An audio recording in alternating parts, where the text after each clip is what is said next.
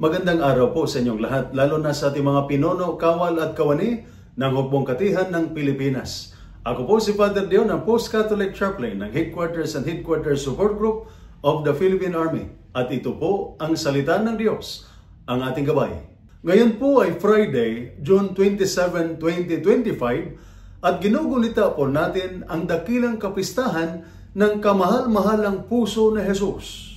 Ang puso ni Jesus ay pusong laging handang kumalinga, kumupkop at umunawa sa lahat, kahit sa mga naligaw ng landas. Ito ang pusong hindi humuhusga, hindi nangiiwan, at hindi rin napapagod sa pagmamahal. Ang ating ebanghelyo sa araw na ito ay nagpapaalala sa atin, lalo na sa hanay ng serbisyo, sa pamilya at sa pamayanan, na ang pagmamahal ay hindi lamang damdamin, kundi pagpasya araw-araw.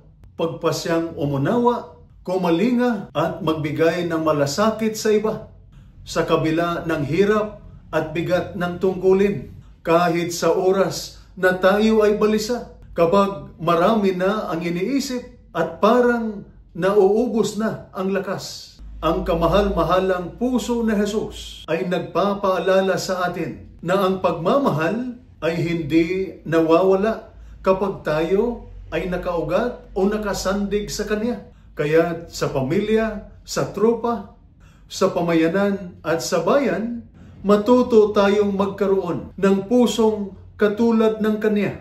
Pusong matapang, mapagmalasakit at matapat sa pagmamahal. Ito po ang salita ng Diyos, ang ating gabay. Manalangin tayo.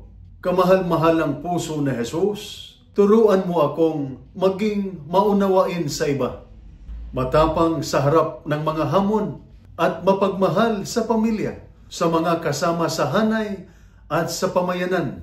Hubugin mo ang aking puso upang matutong magmahal ng tapat at matiyaga sa lahat ng pagkakataon, tulad ng iyong pagmamahal sa amin.